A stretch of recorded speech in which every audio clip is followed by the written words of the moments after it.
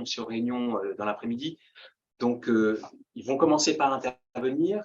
Ensuite, on va continuer sur les stratégies d'orientation qu'on a pu repérer au niveau européen et aussi au niveau mondial de la part des étudiants. On va faire un moment de partage d'expérience sur ce que vous connaissez des écoles européennes, des écoles.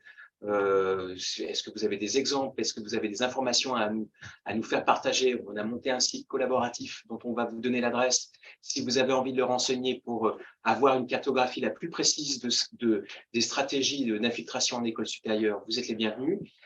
On va parler aussi de la filière de l'enseignement qu'on n'a pas abordé ces 2 jours, c'est-à-dire que si vous pensez que enseigner, c'est quelque chose que vous aimeriez faire, et bien on va vous expliquer quelles sont les filières et quels sont les diplômes qui vous permettraient de pouvoir accéder à ces filières.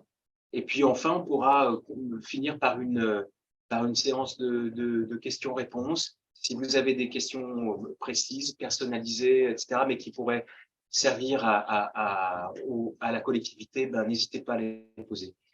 Comme le temps est un petit peu compté, je vais peut-être passer la parole peut-être à Séverine. Oui, moi, ce qui m'intéresse déjà, c'est vous, parce que alors je vois, est-ce que la parité filles-garçons est respectée? J'ai quand même nettement l'impression qu'il y a encore un petit travail à faire dans les années à venir pour arriver à voilà, 50.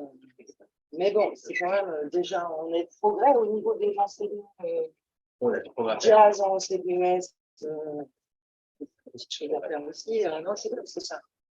Changement de mentalité, c'est important.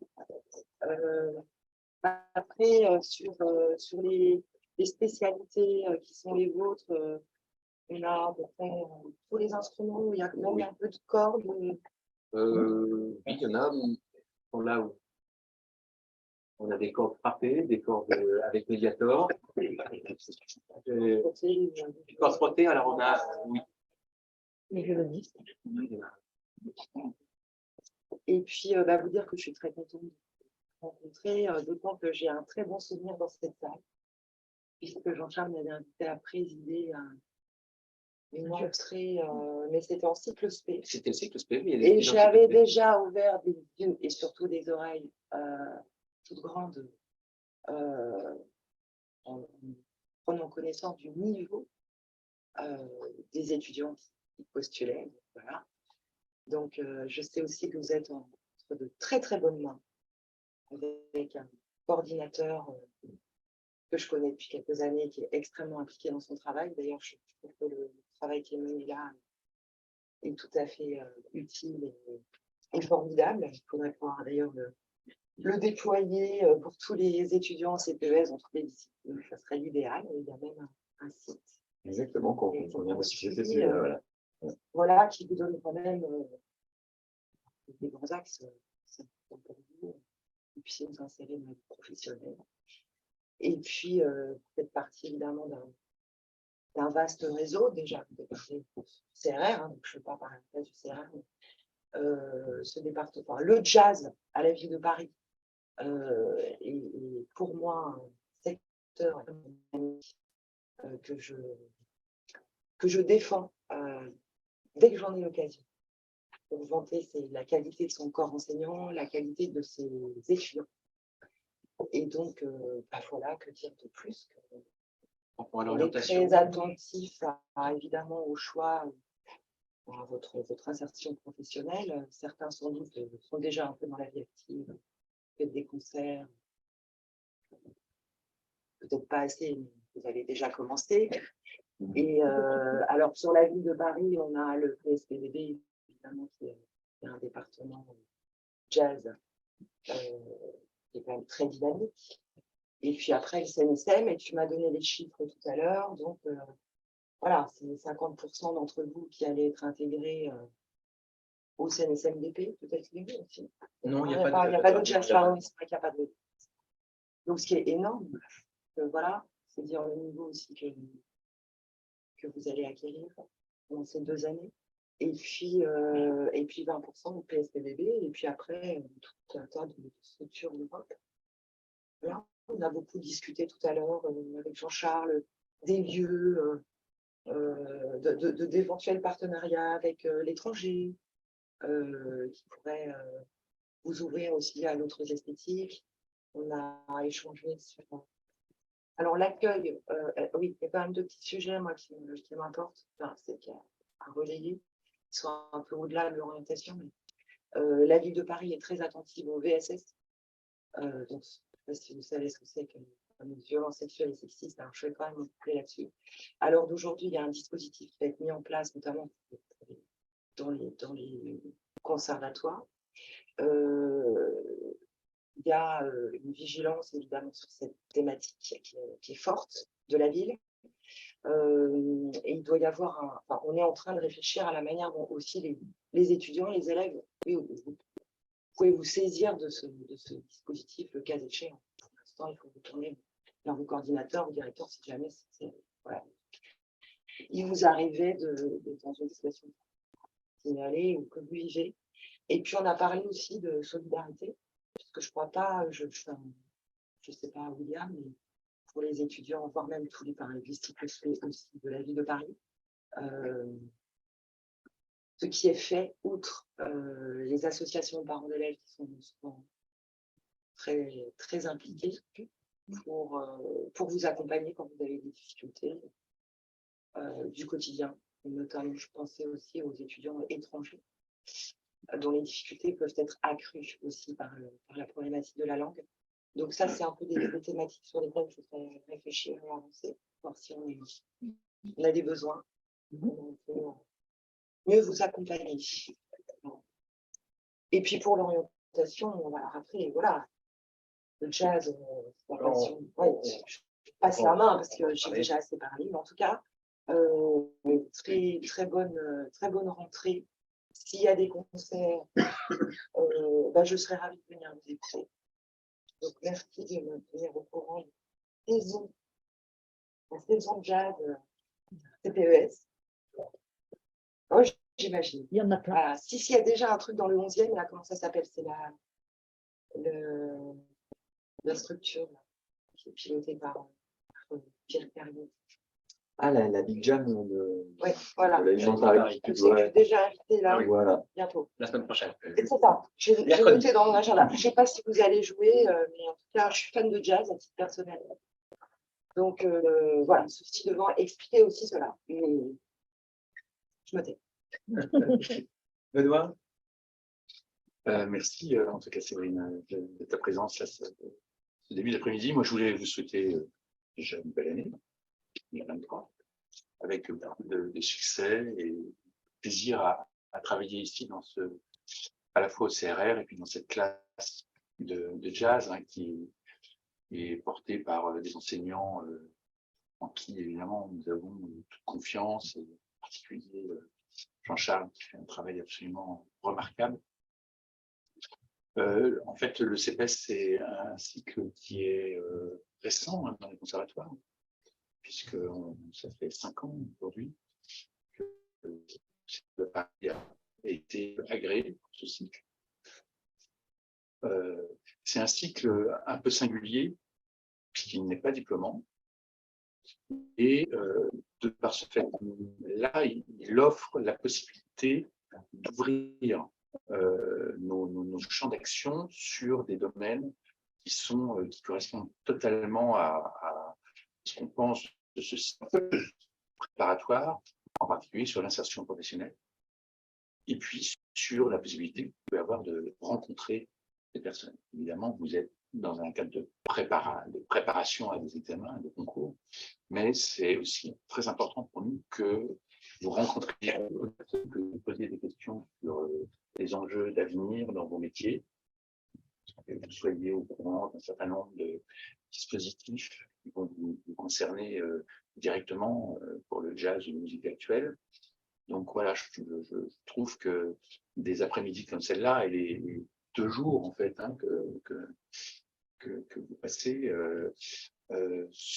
voilà, c'est génial de pouvoir faire ça dans un conservatoire, de prendre ce temps-là, d'avoir des retours d'expérience, Et puis surtout de ne pas rester, même si Paris est une ville exceptionnelle, éternelle, même si c'est Rome, mais Paris aussi, d'aller voir aussi ailleurs, au-delà des frontières, ce qui peut se faire. Et aujourd'hui, on sait très bien qu'on a des musiciens qui voyagent beaucoup, qui n'hésitent pas à aller prendre des cours au-delà des frontières en France. Donc écoutez, bon courage, bonne année encore une fois, et puis on va vous laisser travailler. Je sais pas si William, tu veux. Qu'est-ce que je peux dire? Peut-être que justement le CRR par rapport à ces nouveaux cursus a vraiment envie aussi qu'il y ait une personnalisation. Vous êtes au sein d'un cursus, mais on veut aussi identifier ce qui va être vraiment important pour vous en tant que personne et qu'on prenne aussi cet aspect de personnalisation, de différenciation des cursus. Souvent, on a l'idée au CRR qu'il faut faire ensuite tel établissement d'enseignement supérieur. Mais je pense qu'il faut aussi que vous travailliez la question pour savoir si l'établissement supérieur sur lequel vous allez postuler vous correspond. En fait, il faut vraiment qu'il y ait un aller-retour. Et il ne faut pas se dire que oui, je dois faire un peu ce que va vouloir faire la majorité. Non. Quel est mon projet? Et c'est là, en cela, où le dialogue va se nourrir de façon de plus en plus prégnante grâce à Jean-Charles. Et quand je parle de ce dialogue-là, c'est le dialogue qui va essayer je dirais, de prendre en compte à la fois, évidemment, l'exigence qui est toujours accrue, un niveau d'excellence, bien sûr, pour arriver à ce que professionnellement, vous teniez le cap, mais en lien aussi à ce qui est votre personne, vos fragilités, la santé, l'hygiène du musicien, voilà, de faire vraiment un équilibre. Et le CRR va se positionner vraiment, on va le voir d'ailleurs aussi en lien avec l'APEC, on va vous proposer d'ailleurs dans peu de temps aussi, même si ça a déjà été fait un peu en pilote aussi par Jean-Charles ou par d'autres départements, mais des réunions autour de la santé pour que l'aspect somatique, l'aspect psychologique soit aussi pris en compte. Et aussi, c'est une évolution du CPES, c'est se dire, et du cycle spécialisé bien sûr, c'est comment on peut vous préparer à ces examens-là, comment on peut vous préparer à cette vie-là, à cette vie professionnelle. C'est côtoyer aussi d'autres étudiants étrangers, comme le disait Benoît, qui ont aussi, sur lesquels on peut véritablement aussi apprendre. C'est aussi savoir ce que les autres départements du conservatoire peuvent vous apporter, les danseurs sur l'aspect physique, sur l'aspect scène, sur l'aspect art de la scène, comment on se présente en scène, tout ça. C'est vraiment prendre en compte ce qu'est le conservatoire dans sa globalité pour vous aider, vous, à avoir un maximum d'armes pour un futur, mais qui soit le vôtre, qui soit vraiment personnellement identifiable et qui vous corresponde. N'allez pas dans une voie où vous vous sentez obligé de le faire. Essayez de travailler la question. Et il faut absolument aussi qu'on arrive à différencier vraiment ces parcours-là par rapport à ce que vous êtes. Et je crois que cette dimension-là, elle est vraiment prise en compte par toute l'équipe des enseignants. On a déjà eu, au sein de votre belle classe, si on peut dire, de ce qu'est le département, des cas. Et voilà, nous, notre rôle, c'est de vous recevoir quand on a identifié des problématiques. Il ne faut pas que vous ayez peur d'exprimer des fragilités.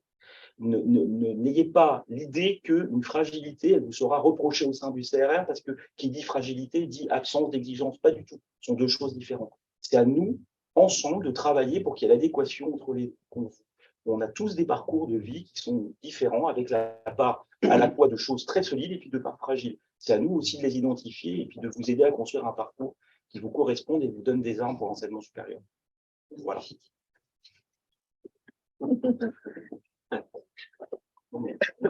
Non, mais c'est important.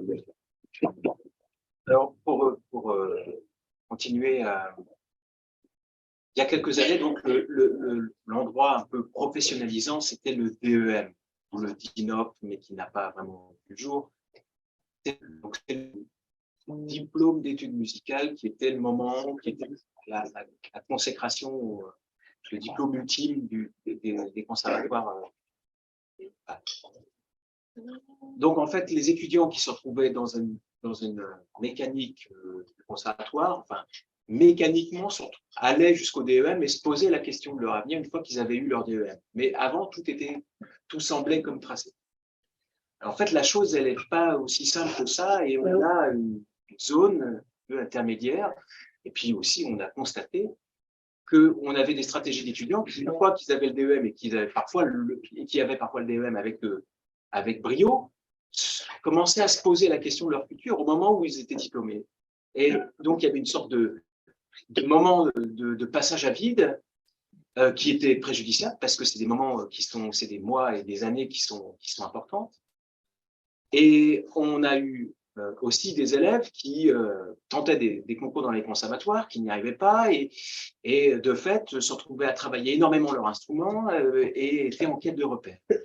Alors, la création des CPES, qu'a souligné Benoît tout à l'heure, elle a eu pour effet de dire, elle a été portée justement par Muriel et puis l'association des parents d'élèves, pour simplement signifier à l'État qu'on constatait des étudiants qui sortaient des conservatoires, qui avaient peu de clés d'orientation sur la suite à donner à leur parcours, qu'ils travaillaient leur instrument 8, 10 heures, 12 heures par jour, qu'ils prenaient une inscription à la fac pour avoir un statut social et des prestations sociales, qu'ils n'y allaient pas, mais simplement parce qu'ils travaillaient leur instrument. Et en fait, on avait un parcours d'étudiants qui sortaient du conservatoire et qui n'était pas reconnu. Donc, la création des CPES est due à cette prise en charge qui est à la fin du conservatoire, une zone tampon qui est de 1, 2 ans, peut-être 3 ans selon certains dispositifs, où là, on essaie de préparer les étudiants à ce qu'ils rentrent soit dans l'enseignement supérieur, soit, c'est pas tout à fait, c'est une voie un peu dévoyée, mais c'est soit dans le monde professionnel. Donc, est intégré à l'idée dans la dialectique pédagogique, dans le fait d'enseigner, cette stratégie, vous ne pouvez pas seulement enseigner, vous, en tant qu'enseignant, des matières et rendre les étudiants les meilleurs sur ces matières, sans leur poser la question, sans donner des clés pour pouvoir s'insérer professionnellement ou pour pouvoir simplement s'orienter dans des écoles européennes. Donc, c'est l'objet de ce petit module d'orientation et de ce module d'orientation, c'est que non seulement les CPS ont été créés pour imaginer la suite, mais cette suite, elle se convoque dès l'entrée en 3e cycle, au fond. C'est-à-dire que ce n'est pas parce que vous êtes en CPES maintenant que vous pensez à votre avenir, même si vous êtes en cycle spécialisé, même si vous êtes en 3e cycle et que vous avez envie de faire de la musique, eh ben, il faut commencer à se poser les questions de savoir l'environnement dans lequel on s'exerce la musique, quels sont les jalons sociaux, quels sont les niveaux de salaire, les niveaux de vie, qu'est-ce que ça représente d'être musicien aujourd'hui, quelles sont les difficultés, de façon à ce que vous puissiez avoir le plus de clés possible pour pouvoir vous orienter. Donc, en fait, voilà, ce moment d'orientation, il n'est pas juste, alors ça s'appelle l'après-CPES, mais c'est l'après-CPES, l'après-DEM, c'est juste qu'est-ce que vous allez faire ensuite. Et c'est vrai que en lien avec mon parcours, j'ai été étudiant dans des conservatoires et dans des conservatoires nationaux. J'ai pas eu à un moment mon professeur qui m'a mis la main sur l'épaule en me disant « Toi, qu'est-ce que tu vas faire toi plus tard ?» Dans la singularité que soulignait William Ben-Simon, c'est-à-dire moi, je suis rentré dans un conservatoire, puis ensuite dans un autre, puis ensuite dans un 3e, ensuite dans le conservatoire national supérieur, mais je me posais pas la question de savoir ce que je voulais défendre du point de vue artistique. On retrouve les questions qu'on a traité ce matin, et puis ce que je voulais faire, comment j'allais m'orienter. Donc, ces questions-là, c'est des questions qui sont cruciales parce que vous êtes vous aussi à cet endroit-là. Vous avez été bons élèves parce que sinon vous ne seriez pas avec nous aujourd'hui. Vous avez fait des choses comme on vous a dit de les faire, mais à un moment donné, il va falloir que ce soit vous qui preniez les rênes de la chose. C'est-à-dire, toi, tu fais quoi? Toi, tu fais quoi? Ton rêve à toi, c'est quoi? Et cette question, elle est simple à dire, mais le fait de se retourner pour voir ce qu'on va faire et commencer à oser dire ce qu'on va faire et oser dire ce en quoi on est fragile ou commencer à mettre un miroir devant son désir, devant ce qu'on souhaite faire, eh ben, c'est pas évident. Et puis, parfois, ça prend 1 an et parfois, ça prend 5 ans. C'est un processus qui est enclenché. Donc, on va essayer enfin, j'espère que ces 2 journées vous auront donné des réponses à ça. Pour ceux qui ont assisté aux 2 jours, je veux bien que vous fassiez un retour de ce que vous avez pensé de ces 2 jours parce que ça nous permettra de façonner la session de l'année prochaine. Mais en tout cas, voilà, je voulais vous dire ça, que même si vous allez jusqu'au bout des études et que vous réussissez brillamment ce que vous avez à réussir, eh bien, c'est pas pour autant que, voilà, il faut pas vous poser la question maintenant de ce que vous souhaitez faire et d'essayer de trouver dans le conservatoire les éléments de réponse à votre désir artistique. Alors, est-ce que Stéphane, tu pourrais dire quelque chose sur, sur le site collaboratif ou est-ce que vous voulez y aller? D'accord. Après cette magnifique, finalement, ce résumé, c'est qu'est-ce qu'être auteur de sa vie? Bon après-midi, Vous avez 4 ans. Profitez bien en tout cas. Donc, juste pour vous donner le panorama un petit peu de ce qu'on va faire, on va commencer par l'enseignement supérieur en France, puis en Europe, puis dans le reste du monde, mais le reste du monde, ça concerne quand même principalement les États-Unis et le Canada, donc l'Amérique du Nord. Ça sera le panorama. Et dans un deuxième temps, voilà, on fera aussi un petit peu le point des gens qui sont sortis en fait de la classe de DAS du CERER de Paris. Qu'est-ce qu'ils sont devenus, où ils sont allés, quels critères de choix on a, et puis un certain nombre de ressources qu'on peut vous donner. On est parti? Allez. Alors, juste ça va peut-être vous donner l'impression que tout ça est assez, notamment en France, assez complexe et assez et que c'est un peu une jungle dans laquelle il est difficile d'avoir des informations. Alors très rapidement, une des premières raisons, c'est que tout ça, ça se construit dans le temps. Et finalement, c'est pas si vieux que ça, parce que vous voyez que les premières filières de diplômantes et les filières de formation, ça date du début des années 80. Alors maintenant, ça commence à faire, ça fait 40 ans, ce qui est beaucoup et pas beaucoup. On regarde d'autres musiques, c'est pas beaucoup. Et puis, il y a eu une part de développement en France. Vous voyez, alors ça a commencé avec des diplômes d'enseignement, le DE, le CA, puis la mise en place de CFEDEM, qui étaient des endroits pour former préparer ces diplômes. Bien sûr, depuis les années 80, il y a aussi tout un tas de départements de jazz qui se sont développés, jusqu'à la création du département de jazz du CNSM de Paris en 91. Tout ça prend du temps. Donc, tout ça, quand ça se construit avec un certain nombre d'acteurs, ça fait quelque chose d'assez compliqué. Mais surtout, ça s'est aussi inséré dans une autre dimension, c'est la dimension européenne, à partir des accords de Bologne, qui fait que vous êtes maintenant au courant qu'au niveau international, il y a une harmonisation des cursus, la licence, master, doctorat, avec des crédits d'enseignement qu'on peut échanger. Donc, il y a une dimension nationale des années 80 jusqu'on va dire aux années 2000. Et puis, depuis les années 2000, tout ça se pense aussi dans une dimension européenne. Donc, ça fait de multiples acteurs, une certaine complexité. Et puis, dans la complexité aussi, il y a de nombreux intervenants. Il y a le fait que le ministère de la Culture, l'État, a un certain rôle, notamment celui de faire la tutelle, en gros de donner un certain nombre de directives aux établissements, de donner modérément un peu d'argent, ce qui allait quand même en diminuant avec le temps, donc maintenant c'est quand même une portion congrue. Il y a les universités, alors on en a parlé ce matin avec Julien Dubois pour le PSPEB, c'est-à-dire que à partir du moment où on parle d'enseignement supérieur, il va falloir penser aussi à l'université, qui est un acteur majeur d'enseignement supérieur. Toutes les formations supérieures sont liées à l'université, à l'exception des CFEDEM.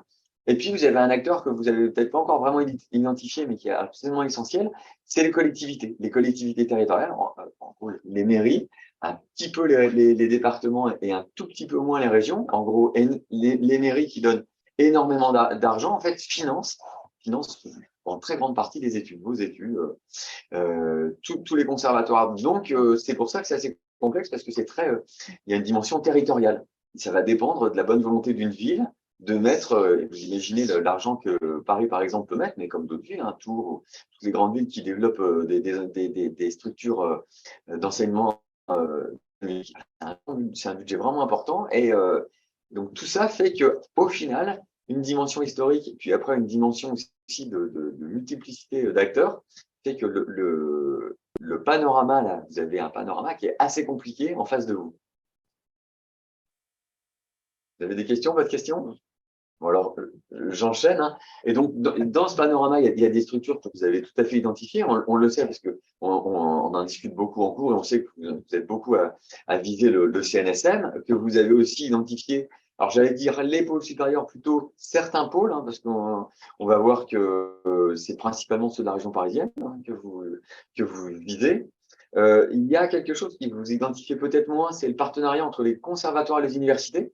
C'est-à-dire qu'il y a un certain nombre d'initiatives qui dépendent des établissements, des conservatoires et des universités qui peuvent être dans les mêmes villes. Et il y a des parcours licence, master qui sont conjoints université et conservatoire, qui pour l'instant ne concernent pas, à ma connaissance, hein, tellement le jazz.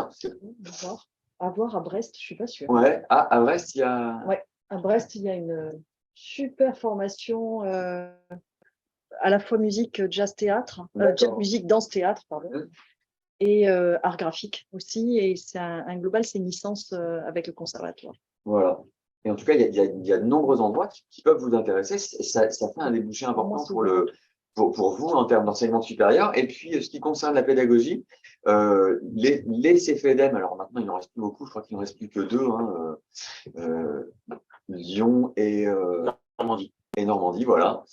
Historiquement, il y a eu la création d'un certain nombre d'endroits où on pouvait préparer les diplômes d'enseignement, enfin en tout cas le diplôme d'État. La plupart des CFEDEM ont été en fait incorporés au pôle sup et il reste deux CFEDEM qui sont encore des entités en tant que telles, notamment Lyon qui est un CFEDEM actif depuis très longtemps sur le jazz. Hein, c'était le premier sur le jazz depuis 95, si je ne dis pas de bêtises. Et puis quelque chose que vous n'avez peut-être pas dans votre panorama, c'est les CFMI, si jamais vous voulez devenir musicien intervenant. Donc voilà, l'objet, hein, c'est de faire un premier panorama de ce qui se passe en France et avec des choses que vous connaissez bien et d'autres un peu moins. N'hésitez pas, hein, si jamais vous avez. Alors sur la question il en manque un. Ouais. Il manque quand même toutes les formations parce qu'on se fait régulièrement rappeler à l'ordre. Ouais.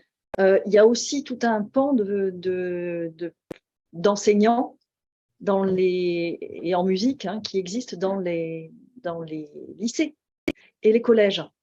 Et c'est une zone d'emploi qui est non négligeable, y compris pour des gens qui sont d'abord préparés et qui vont ensuite préparer un CAPES de musique éventuellement. Et c'est dire que et là pour le coup, ce sont des formations à l'université. Oui, là c'est le master et le CAPES après. Ouais. Ouais. Mais qui sont des formations intéressantes et apparemment il y a des enseignants, il y a des gens qui viennent du monde du jazz aussi maintenant de plus en plus ou des musiques actuelles parmi ces enseignants-là. J'ai été un peu confronté à ça cette année puisque je me suis posé les démarches de CAPES, etc. Et déjà il y a toutes les voies où ceux qui ont des licences déjà, puisque dans nos parcours, souvent, les gens arrivent en CPES, ont déjà fait une licence de musicologie ou ce genre de choses. Et il y a moyen de trouver des emplois, soit avec l'éducation nationale, soit en privé, en contractuel, jusqu'à avoir le concours du CAPES, une année de stage et pour être titularisé. Il y a même ce qui s'appelle la troisième voie, où on n'est même plus obligé d'avoir vraiment des diplômes et on peut passer les concours en interne. Enfin, ça a l'air assez compliqué, mais il y a quelque chose quand même dans cette voie-là qui peut être bien pour les élèves aussi, je pense. Ce que je voulais dire, c'est qu'en fait, je sais pas pour Lyon, mais je sais que le CFEDEM de Normandie a continué d'exister parce qu'il n'y avait pas de pôle supérieur en Normandie. Donc en fait, pour les pôles supérieurs, avec des anciens CFEDEM qui sont transformés en pôle supérieur. Mais comme il n'y a pas eu de pôle supérieur en Normandie, ils ont gardé l'appellation CFEDEM avec les mêmes règles de diplomation et de parcours qu'ils avaient précédemment. Et pour Lyon, je ne sais pas, il n'y a pas de pôle supérieur à Lyon, mais il y a le CNSM. Et il y avait déjà deux entités. En fait, du coup, le CFEDEM a refusé de se voir dissoudre dans un CNSM qui, de toute façon, avait déjà ses propres missions.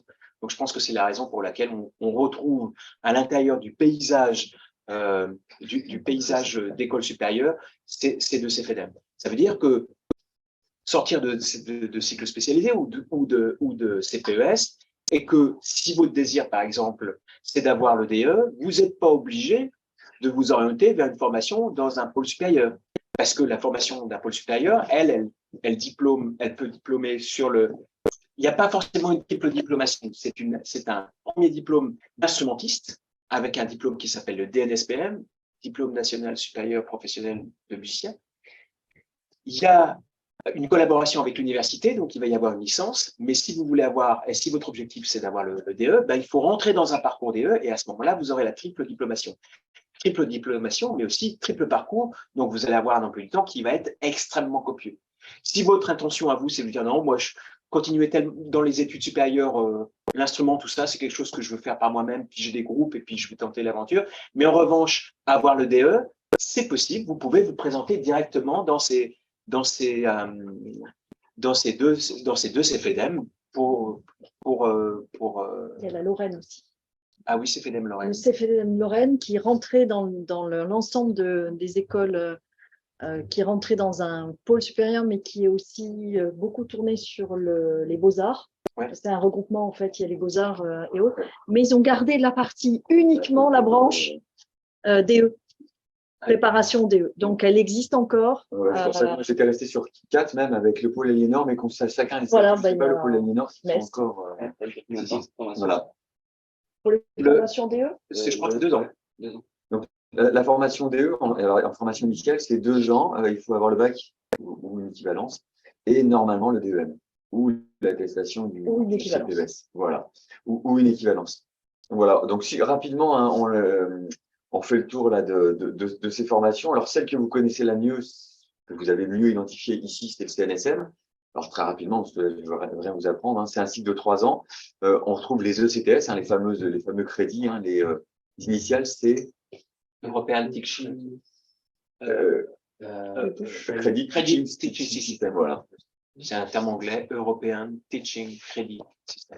Et donc, quand vous rentrez au CNSM, alors toutes ces informations se retrouvent sur le site avec un certain nombre de liens. Donc, c'est un cycle de 3 ans à l'issue duquel vous allez avoir un DNSPM. Ce qui est très important, ces ECTS, c'est qu'elles sont valables au niveau européen.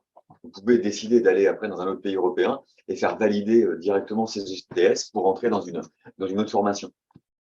Le cursus, donc là, vous êtes un certain nombre à l'avoir tenté et les résultats, je crois, c'est pas encore tout de suite, mais très prochainement, du premier tour, non, c'est ça? Voilà. Alors bien sûr, hein, c'était le CNSM comprend en fait 3 cycles. Ce premier cycle, hein, qui est celui du CNSM, du DNSPM. Le deuxième cycle, qui va aller jusqu'à un diplôme conférant grade de master. On ne dit pas un master parce que c'est une gestion aussi d'équivalence. C'est conférant grade de master, c'est-à-dire que vous pouvez faire à l'issue de vos 3 années de cycle initial. Est-ce qu'il y a c'est ouvert aux extérieurs ou pas? Il y a un recrutement. Un recrutement. Très rare. Voilà.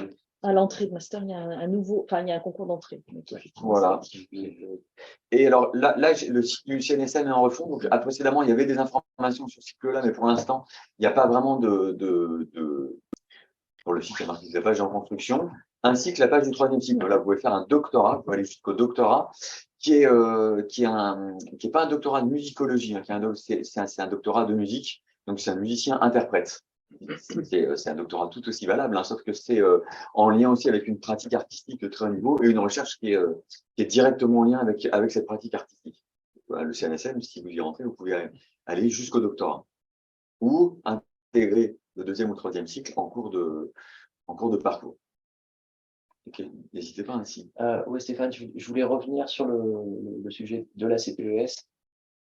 Donc, tout à l'heure, vous avez mentionné une attestation de CPES à l'issue du cycle, mais d'un étudiant qui souhaiterait arrêter le conservatoire donc, à l'issue de la CPES et qui finalement se retrouve sans diplôme, entre guillemets, qui atteste de son parcours au sein de l'établissement, comme c'était le cas pour le diplôme d'études musicales. J'ai entendu justement des projets de diplôme, diplôme national ou autre. Je ne sais pas où ça en est. Je sais que ça correspond à une vraie demande pour certains étudiants qui finalement décident d'arrêter et qui souhaitent avoir ce diplôme au-delà d'une attestation. Est-ce que c'est un sujet qui est toujours en discussion, ça, ou est-ce que ça... Le sujet est en discussion épineuse en ce moment. Voilà. Mais oui, c'est toujours en discussion. Et l'idée, c'est plutôt la difficulté était de savoir à quel endroit le placer, ce fameux diplôme national.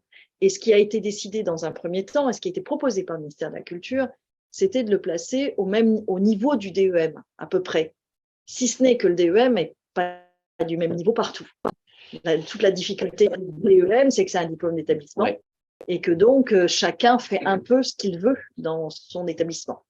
Et donc on a une espèce d'échelle de perroquet en France sur les DEM où certains élèves vont parfois enchaîner plusieurs DEM pour pouvoir le faire. Donc ce diplôme national, pour l'instant au niveau de l'État, il a été proposé au niveau d'un DEM de bon niveau, on va dire, entre guillemets. C'est-à-dire après un cycle spécialisé conséquent et pas. Et la difficulté, c'est qu'effectivement, pour certains établissements, c'est un peu compliqué ça serait compliqué d'arriver à ce niveau-là. Donc, il y a des vraies discussions en ce moment au sein des conservatoires, l'organisation du diplôme national aussi, qui impose des procédures, le fait que ça soit des jurys qui ne contraignent pas, par exemple, les directeurs, qui ne soient pas présidés par les directeurs d'établissement, puisque c'est un jury national, enfin, etc. Parce que donc, il y a tout un tas de discussions. Dans beaucoup d'établissements en France, et notamment à Tours, il n'y a pas ou il n'y aura pas coexistence d'un cycle DEM et d'un cycle CPES, puisque la CPES vient se substituer en lieu et place du DEM. C'est une réalité que j'ai pu constater. Donc, d'où une demande de certains étudiants, qui est tout à fait légitime, de dire, mais accordez-nous un diplôme en fait qui atteste de notre... Et la il y a en fait au moment de la loi, qui a mis en place à la fois les CPES, mais aussi le diplôme national, ça a été de dire, vous avez toujours la possibilité de faire des diplômes d'établissement. Donc, rien n'empêche aucun étabbissement d'organiser un examen du DEM, y compris pour des élèves en CPES. Qu'est-ce qui les empêche de mettre en place un système, même s'il n'y a pas les deux? Quand il y a les deux, c'est simple, on demande aux élèves, on propose aux élèves, comme à Paris, de CPES, de passer leur DEM, pour ceux qui n'ont pas leur DEM. Pour d'autres élèves, dans des établissements où il n'y aurait que les CPES, qu'est-ce qui vous empêche de faire un jury de DEM? Rien. En fait, rien. Puisque le DEM n'a plus d'existence légale, à ma connaissance. Il en a encore. C'est un diplôme d'établissement. Pour l'instant, il a toujours son existence. Ok, donc à l'échelon local, en fait. Il n'a pas abrogé par rien. Il n'y a aucun texte qui a abrogé l'existence d'un diplôme d'études musicales tant que les nouveaux schémas d'orientation pédagogique ne sont pas adoptés. Et pour l'instant, ils sont en jachère. On travaille. En culture. On ne sait pas trop. En fait, à quel stade? Est-ce qu'ils sont au stade embryonnaire, au stade où je recommence, ou voilà, de copie corrigée? C'est vrai que c'est compliqué en fait. Il y a des vraies grandes discussions actuellement sur ces schémas, et notamment sur ces troisième cycles et plus. Et une autre information, c'est qu'actuellement, l'État se pose des questions sur les CPES. Il ne se pose pas des questions sur l'intérêt des CPES et il ne se pose pas de questions sur la légitimité des bourses, du statut social accordé notamment aux élèves dans ces cycles-là. Il se pose des questions sur le développement de ces CPES. La question est en lien avec quel enseignement supérieur, parce que quand même, c'est leur raison d'être à ces CPES, normalement. Et du coup aussi, quelle est l'offre? Ça n'a pas vocation à se substituer en aucun cas à des troisième cycles spécialisés. Et ça, dans un certain nombre, c'est-à-dire que ce n'était pas fait pour donner des bourses à des élèves de cycles spécialisés. C'est la grande difficulté qu'il y a, et donc ils sont en train de tout suspendre. Tous les nouveaux agréments sont suspendus. Et alors là, dans ce que tu as dit, il y a quelque chose d'important, parce que là, ce qui pour vous, ce qui est votre futur, c'est effectivement quel enseignement supérieur, parce qu'il y a un problème quand même spécifique pour le jazz. On vient de parler du CNSM, déjà on vient de parler 15 CNSM sur 2. Il n'y a pas de jazz au CNSM de Lyon. Il y a possibilité de passer le CA de jazz, mais il n'y a pas de possibilité de se former en jazz. Et ça va être la même problématique pour les pôles supérieurs. Alors, je ne refais pas tout ce qu'on a fait sur les pôles supérieurs ce matin, mais les pôles supérieurs, ils ont été faits précisément pour offrir plus de place dans l'enseignement supérieur que ce qui existait précédemment dans les deux CNSM, donc dans le jazz pour un seul. Et finalement, on va voir que eh ben, finalement, il y a quand même très peu de jazz dans les pôles supérieurs et, oui, et un nombre de places très réduit en plus. Donc pour vous qui êtes en train de vous orienter, vous dites vers où je me retourne, et là, vous allez être face à une problématique, c'est qu'il n'y a pas beaucoup de ces endroits-là. Si on veut des informations sur les pôles supérieurs, on peut aller sur le site de l'ANESCAS, qui est l'association qui regroupe tous les établissements d'enseignement supérieur et dont les pôles supérieurs. Le site est là. Donc, on voit un certain nombre de structures qui sont membres de l'ANESCAS. Et si on voit dans les pôles supérieurs, les pôles supérieurs qui contiennent du jazz, alors là, c'est pareil, c'est actualisé, hein, parce que tout ça bouge.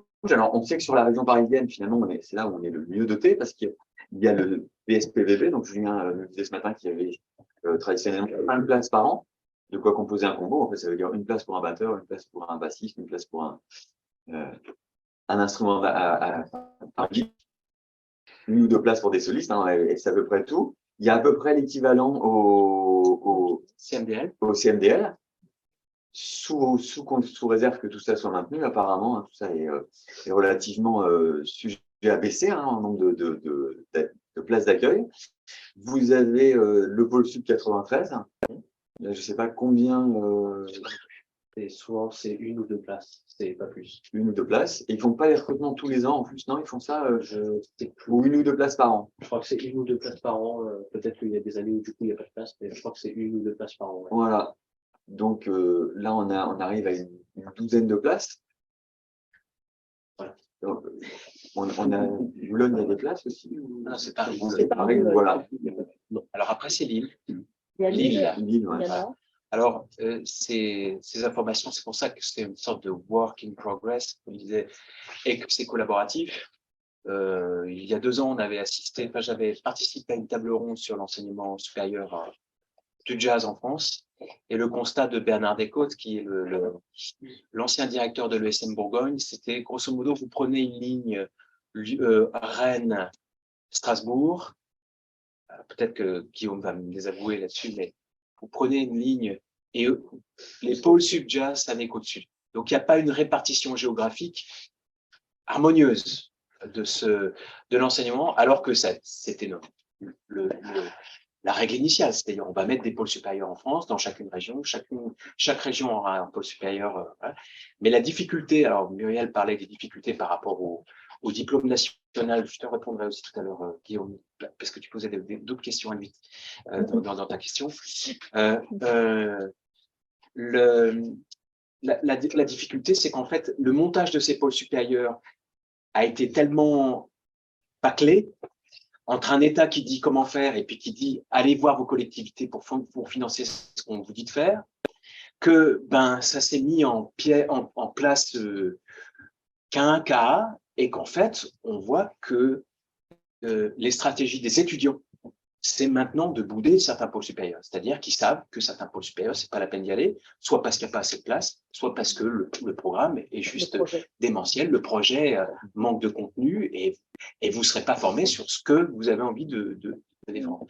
Donc le constat était celui-là. Et puis en plus, donc on disait une ligne Rennes, Paris, Strasbourg. Ce qu'il faut savoir pour Strasbourg, c'est que notre ami Mike Alison, qui fait un travail formidable à Strasbourg, c'est un département magnifique dans une ville magnifique et une ville de culture, mais le pôle supérieur à Strasbourg, c'est dans la HIR, à 5 élèves. Mais c'est pas 5 élèves par an, c'est 5 élèves sur 3 ans. Voilà. 5 élèves sur 3 ans sur l'ensemble du dispositif. Et là, on a un combat à mener, nous enseignants confuse, c'est-à-dire qu'on n'arrive pas à savoir le nombre d'étudiants en CPES et le nombre de places véritables dans l'enseignement supérieur. Voilà. Si on avait ce chiffre, ça nous permettrait de calibrer, de savoir sur quoi on travaille.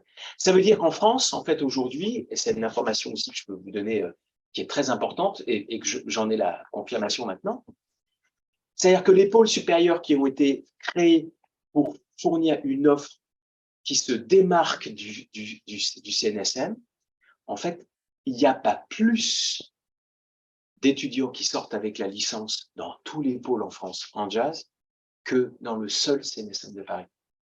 C'est-à-dire que cette filière-là, avec le CNSM, elle va continuer à vous intéresser parce que c'est la seule école supérieure qui peut prendre jusqu'à 14, 15 étudiants par an. Aucun pôle supérieur de jazz en France ne peut prendre un nombre équivalent d'étudiants. C'est une question de budget, j'imagine. Ah, c'est totalement une question économique. Il y a une question de structuration. Ça n'a pas été pensé. C'est pensé chacun dans son coin. Chaque école dépend de chaque région, on disait, enfin, de chaque collectivité. Et ils se sont pas. Il n'y a pas de réflexion, je dirais, pour dire mais pourquoi on forme les élèves et qu'est-ce qu'il leur faut. Et en fait, en jazz, c'est comme même dans les disciplines classiques. Ça n'a pas beaucoup de sens d'imaginer qu'on met 5 élèves tout seuls. Ouais. Enfin, je veux dire, ils font quoi? C'est ça. Ils vont faire quoi? Ils vont se regarder. De combo, mais Stéphane, tout à l'heure, je parlais aussi d'un voyez même pas. pôle supérieur, je crois qu'il prenait que 2 élèves, c'est ça, par an? Bah, Oui, 3 élèves dans oui. sur l'ensemble des C'est 5 ans. le verbe. Et les 2 élèves, voilà, je vois mal comment on peut faire. Bah, je sais pas, je sais que en gros, sur leur promotion en tout, ils sont enfin, comme à Strasbourg, quoi, ils vont être 10 sur 3 ans. Tu arrives avec ton réseau. C'est pas grand chose. Ouais, c'est dingue. Ouais. Et puis, donc, historien en classe prépa, en CPGE, classe préparatoire aux grandes écoles, vous avez énormément de débouchés. C'est extrêmement dur, sélectif. Mais quand vous passez les concours, il y a de nombreuses écoles sur l'ensemble du territoire. Là, ce qui est le problème, c'est qu'il y a très peu de place et qu'en plus, il y a un problème quand même de démocratisation de l'enseignement artistique, c'est que tout est centré, comme dit Jean-Charles, sur une partie du territoire, c'est-à-dire la moitié du territoire, où il y a pas d'offre d'enseignement. Donc, vous n'avez pas l'occasion de vous dire, tiens, je pars à Marseille ou je vais étudier Bordeaux, tout ça. Non, là, pour l'instant, c'est l'état des lieux.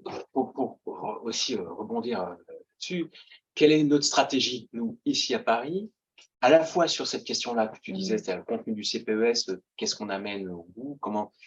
Et c'est une question que je vais vous renvoyer à tous, c'est-à-dire, vous allez avoir des stratégies qui s'offrent à vous, soit vous allez prendre votre bâton, le piolet et puis le sac à dos et vous allez partir dans l'aventure, soit vous allez tenter les concours dans les écoles supérieures, mais en sachant un peu les statistiques. Quelles sont vos chances de rentrer, combien il y a de personnes. Et c'est vrai que, par exemple, le pôle supérieur Paris-Boulogne-Billancourt, ils ne vont pas prendre de batteurs. Enfin, où ce serait très exceptionnel. Il y a peut-être un. Vous voyez, donc on est sur des ratios qui sont extrêmement sélectifs. Donc, c'est pas parce que vous n'êtes pas pris, et comme le disait justement Julien ce matin, c'est pas parce que vous n'êtes pas pris que vous êtes mauvais, que vous n'avez pas d'avenir dans cette musique. J'allais dire même que c'est plus facile pour les rythmiciens et puis parce que il y a des chances pour qu'une section rythmique soit engagée. Le saxophone, il va être sur le même plan que la trompette, que le chant, donc c'est tous ces gens. Tous ces instruments qui vont être en avantage. On va peut-être, le tromboniste, il est exceptionnel, on va prendre le tromboniste et on ne prendra pas de sax cette année. Ou l'inverse. Donc, quand on regarde ces statistiques-là, elles sont difficiles. Et en tout cas, ce que je crois, c'est d'avoir une justesse à l'endroit d'où vous êtes. C'est-à-dire, si vous avez une formation qui a du sens, si vous avez une formation qui vous informe, eh ben, c'est les meilleures clés. Après, on va essayer de faire bouger les choses et évidemment, collectivement, de pousser à ce que vous ayez de meilleures conditions. Mais en tout cas, c'est d'avoir une formation qui vous offre du sens. Et le sens, c'est pas seulement de rentrer dans les écoles supérieures. Le sens, c'est de faire de la musique ensemble, d'avoir les clés de jouer ensemble, pour que si vous avez à l'issue de ce parcours, un ou deux refus dans les écoles supérieures, que vous ne cassiez pas les dents dessus 15 ans, si vous voulez. C'est parce que c'est pas entièrement votre faute. Enfin, certes, si vous pourriez être meilleur et mieux formé et réussir le concours, mais les règles statistiques, elles sont un peu rudes. Donc, dans ces cas-là, de se dire, c'est quoi mes autres stratégies? Peut-être les CFEDEM. Effectivement, les CFEDEM ont des possibilités d'accueil qui sont peut-être pas à négliger, ou les autres parcours tels que tu pouvais le mentionner. Le CFMI, c'est une belle école. Hein. Donc justement, pour aller identifier peut-être ces endroits que vous voyez moins, donc tous les partenariats conservatoires et universités, donc là, il faut aller un petit peu à la pêche aux informations. Ici, alors c'est un site que je vous conseille, hein, le site de la Philharmonie de Paris. Tout sera en lien. Voilà. Et là, eux, ils ont listé en fait tout un C'est celle dont tu parlais en premier, voilà. Ouais, mais ils sont vraiment. Tout un tas de licences qui peuvent être vraiment pour vous des choses qui vous intéressent. Donc, partenariat avec l'université. Là, il faut que vous alliez sur ce site, que lien après lien, vous alliez voir si géographiquement, au niveau de l'intérêt de la formation, c'est des choses qui peuvent vous intéresser. Et donc, là c'est quand même plus réparti sur le territoire. On voit qu'on en a là, Grenoble, Franche-Comté, Strasbourg, on en a un petit peu partout. Il y en a un certain nombre, hein, vous voyez là quand même. Je vous laisse aller faire le détail. Ça représente un certain nombre d'initiatives locales entre des partenaires institutionnels. Mais elles sont pas toujours croisées pour mettre en place une licence d'interprète. En fait, ce qui se fait à Rouen, ce qui se fait à Versailles aussi, hein, il y a Versailles, à Montpellier également, à Angers, je crois aussi. C'est des vrais partenariats avec le conservatoire et donc ils essayent de réduire à la mode Pôle Sup, de réduire quand même le nombre d'heures et de croiser, de faire une évaluation croisée pour éviter de multiplier en fait la présence en cours assis, c'est-à-dire pas trop de musicologie non plus. Enfin, je le dis en rigolant parce que c'est pas parce que c'est des élèves de jazz. Hein.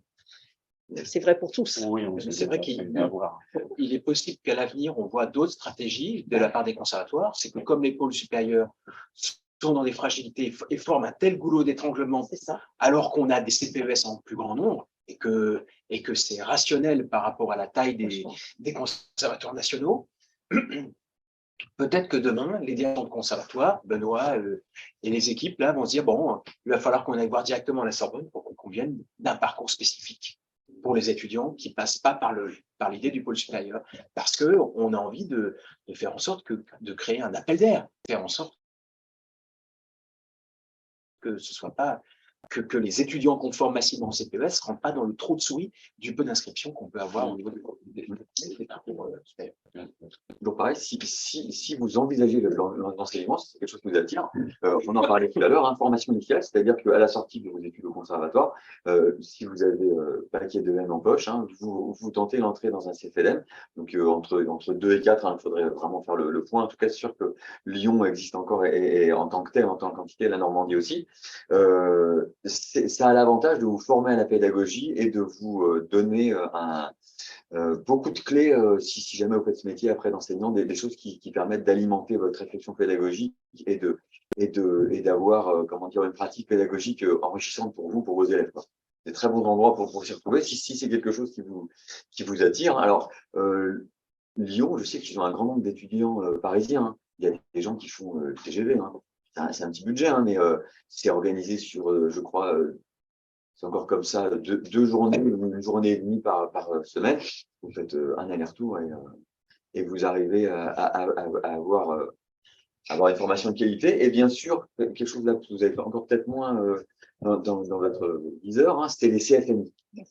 Donc, énormément dans le marché, dans les opportunités d'emploi, il y a quand même beaucoup de choses au niveau de l'accueil des nouveaux publics, hein, des jeunes publics, et c'est-à-dire les enfants dans les conservatoires, le rapport avec l'éducation nationale, le AC, hein, l'éducation artistique et culturelle. Et là, par exemple, il y a du travail et le CFMI recrute, vous forme à intervenir auprès des enfants des écoles et devenir en fait voilà, intervenant musical au sein d'un conservatoire en lien avec l'éducation nationale. Juste la différence entre le pôle sud et le CFLM. En fait, le CFLM, c'est centré sur la préparation du diplôme d'État. C'était historiquement des choses qui ont aussi disparu, plus ou moins. Ça a été fait sur le modèle des écoles, les IUFM, c'est-à-dire que pendant 2 ans, c'est de la pédagogie, donc de la didactique, beaucoup de terrain, beaucoup de tutorat, aller dans un conservatoire, aller assister à des cours, soi-même être mis en situation. Et c'est des formations diplômantes. Donc, quand on rentre dans cette formation-là, et si on fait le travail correctement, on sort au bout de 2 ans avec le diplôme d'État en poche. C'est-à-dire que là, c'est directement centré sur le diplôme d'État. C'est pas 3 ans, c'est pas basé sur encore autre particularité française. Hein, ça correspond pas aux licences master doctorat. Là, c'est que 2 ans. Et vous sortez avec le diplôme d'État en poche, une bonne formation pédagogique et finalement du réseau, parce que là où vous avez travaillé vous avez noué des contacts dans les écoles dans lesquelles vous êtes passé? Alors que le pôle supérieur, c'est le DNSPM qui est lié à l'instrument, et puis le diplôme de la fac qui est la licence. Voilà. Et seulement c'est pas dur de trouver du travail maintenant avec juste avec un DE dans des conservatoires. Je pense que c'est dur de trouver du travail partout. Parce que, ouais, justement, moi, il y a un moment, je vois pas mal des postes libérés dans les conservatoires ou quoi. Et c'est quand même rare de voir un 20 heures, ou c'est souvent 12, 10. Bah, ça, on en parlera après. C'est sûr que si vous attendez qu'il y ait 20 heures de jazz qui couvrent quelque part, si Non, possible, oui. bien sûr, c'est pas ce que tu as dit, mais si possible, pas loin d'un métro, là, c'est. Alors, en fait, ça s'est passé pour tout le monde, hein, je sais pas hein, pour toi, hein, c'est passé pour moi, c'est qu'on commence avec des tout petits volumes d'heures et puis tout d'un coup, on crée une activité, il y a des choses qui se développent. Et en tout cas, ça a correspondu à l'expérience de génération, à la mienne, de développer des choses parce qu'il n'y avait pas rien avant.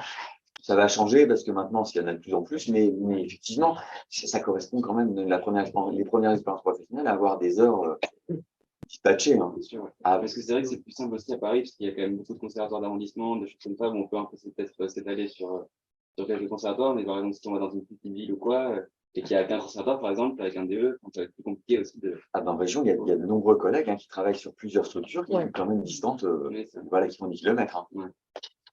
Il ne faut pas mésestimer vos chances pour autant, parce que je pense que le jazz a réveillé les conservatoires pour plusieurs raisons, notamment parce que les outils que vous avez pu développer d'improvisation, d'adaptabilité, de mise en situation avec des instruments hétérogènes, etc., qu'on va vivre ici, mais vous avez pu vivre avant dans vos conservatoires, créer des éléments d'avantage là où les musiciens classiques parfois ils sont en train de changer parce qu'ils sont très forts aussi hein, et puis mais ils ont eu besoin de la partition. Donc si vous aviez dans un cours de jazz où tu as une harpe, deux flûtes, une trompette, ben, tu vas pouvoir bricoler de la musique, faire quelque chose. Et c'est puissant parce que tu peux t'adapter à une hétérogénéité. Alors que si tu regardes la littérature pour deux flûtes, une trompette et puis une harpe, trouver une partition qui existe, c'est un petit peu difficile. Donc en fait, dans la pratique collective, le jazz a amené beaucoup de fraîcheur dans les conservatoires. Et en fait, on est passé d'un stade où on était banni, je sais pas, donc c'est très bien, ça n'existait pas il y a 20 ans, mais où maintenant, la plus-value d'une pratique amateur, de quelqu'un qui a envie de jouer un peu de blues, etc., il y a quelque chose qui s'est vraiment développé et le jazz a une place prégnante dans les conservatoires. Il y a un exemple qu'on a monté avec la Dèche, c'est qu'il y a quelques années, vous vous souvenez, il y avait le dispositif des ARE, aménagement des rythmes éducatifs, qui était une mesure sous Hollande pour faire en sorte que les enfants ils fassent autre chose que l'école. Et donc, on a monté avec l'ADEJ, on est allé voir la ville de Paris, on a fait acheter des instruments pour que les enfants des écoles aient des formateurs pour qu'ils apprennent la musique très simple, faire une petite grille de blues au bout d'un an. Voilà. Et ensuite, on a créé des passerelles pour faire en sorte que ces enfants qui auraient envie de continuer quand ils rentrent au collège puissent avoir un lieu d'accueil. Et ce lieu d'accueil, c'est le conservatoire. Et là, on est passé sur je sais pas, on n'est pas loin de 10 ans après avoir mis en place cette chose-là. Maintenant, le département de jazz du conservatoire du 20e, c'est 60 enfants qui sont venus directement après leur CM1, CM2. Donc là, on voit bien que les gens qui ont été à l'initiative d'irriguer quelque chose auprès des enfants des écoles, et après se sont vus engagés par le directeur du conservatoire qui a voulu poursuivre leur formation. Et puis on se retrouve avec des gens qui aujourd'hui ont stabilisé leur emploi. Donc en fait, on est sur ce que disait Stéphane, c'est-à-dire vous êtes dans un espace et puis le travail que vous faites, la façon d'amener les choses, votre dévouement, ça fait que petit à petit vous voyez des heures arriver et puis une situation qui peut aller en s'améliorant. Et si jamais vous voulez vous sensibiliser à ça, avec l'ADEJ, le 16 février, pas le 7 février, le 20 février, à la médiathèque de la Cité de la Musique, on organise une matinée autour des nouveaux publics dans le jazz. Comme je disais, il y a beaucoup d'enjeux autour des jeunes, mais il y a aussi beaucoup d'enjeux maintenant suite à l'épisode Covid, un certain problème de recrutement généreux, des problèmes de recrutement généraux dans les conservatoires. On s'ouvre vers de nouveaux publics, notamment vers la pratique adulte. Ça commence à se faire beaucoup. Il y a aussi toute la question des publics empêchés, hein, le handicap, et toutes ces questions, on va essayer de les traiter avec un certain nombre d'intervenants. C'est, à mon avis, pour l'enseignement, une des pistes d'avenir. Je suis pas sûr que l'enseignement soit très différent de ce qui a été dit hier dans la conduite de projet hier après-midi. En gros, c'est à vous, à un moment, sur un territoire, d'être capable d'impulser des choses, comme l'exemple dont Jean-Charles parlait, qui fait qu'à un moment, c'est reconnu, puis tout d'un coup, c'est institutionnalisé parce que ça a une valeur. Donc voilà, si jamais ça vous intéresse, on mettra le lien, on l'enverra aussi pour les gens qui sont en ligne, hein, le 20 février, le lundi 20 février au matin, pour toutes ces réflexions qui concernent un peu l'avenir de l'enseignement. Est-ce que vous avez d'autres questions par rapport à ça? Alors maintenant qu'on s'est un petit peu miné, parce que vraiment.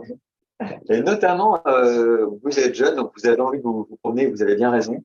Il y a énormément de choses à faire à l'étranger, avec des situations très différentes de l'enseignement en France, une organisation qui n'a pas la même histoire. Donc, l'idée, c'est comment on fait si jamais on a envie d'aller à l'étranger. Donc, on le fait en deux temps, l'Europe, pour une raison de proximité, puis aussi, on est dans un espace, l'espace de l'Union européenne. Puis, dans un deuxième temps, on fera les États-Unis. Alors, si jamais on a envie de bouger, il faut quand même avoir avoir des sous.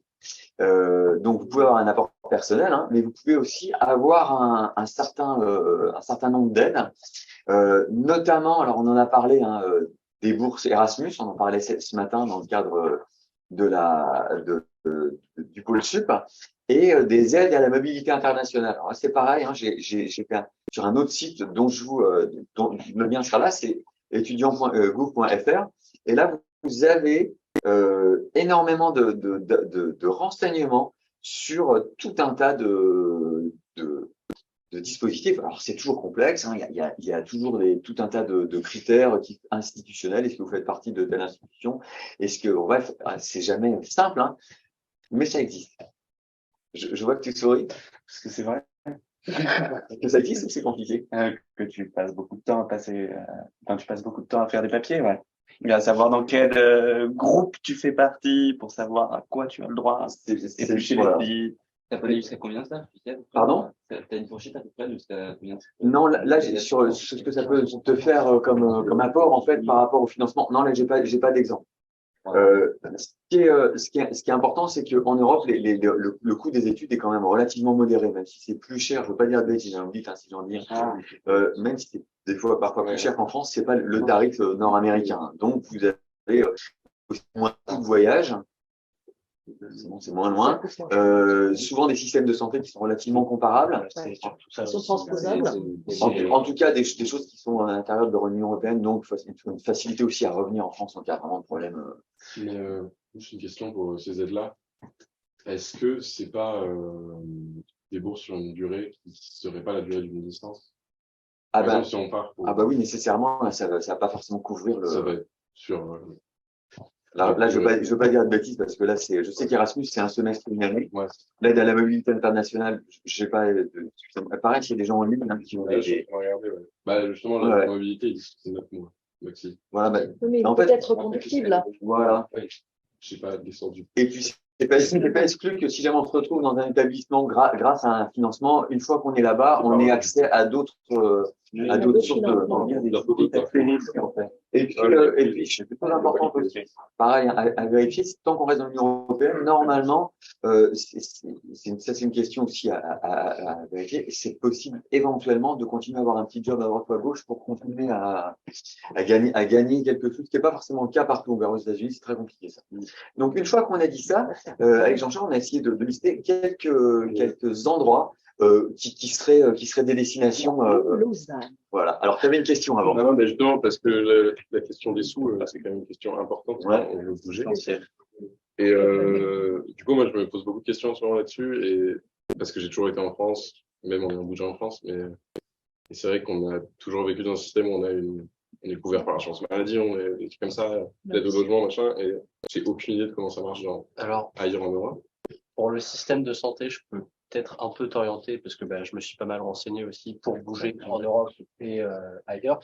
Il y a un truc qui est normalement bien fait, notamment quand tu es étudiant dans l'Union européenne, c'est qu'il y a la sécurité sociale européenne qui regroupe avec la sécurité sociale française énormément. Les dépenses de santé que tu vas avoir, elles vont être remboursées à la hauteur du tarif de la Sécu française. Après, il faut voir avec tout ça, les mutuelles étudiantes, tout ça, mais tu peux garder vraiment un système qui est très proche du système français. Ce qui n'est pas du tout le cas quand tu vas aux États-Unis. C'est pour ça que moi, j'ai complètement abandonné cette idée-là. C'est parce que je savais que moi, avec mes dépenses de santé, c'était absolument invisible pour moi de partir en dehors de l'Europe. Mais si tu restes dans l'Union européenne, normalement, tu peux t'en sortir assez bien. La deuxième question, les aides au logement, ça général trop complexe pour concept. Non, mais À mon avis, il y a plusieurs postes. Il y a la santé, le logement, le coût des études. À chaque fois, ça fait des questions. Le coût des études reste quand même abordable en général en Europe. Et je crois que Il y a des bourses de fondation aussi. Hein. Ne jamais oublier qu'il y a Ça, on en parlera après. dans certains cas, d'avoir des fondations.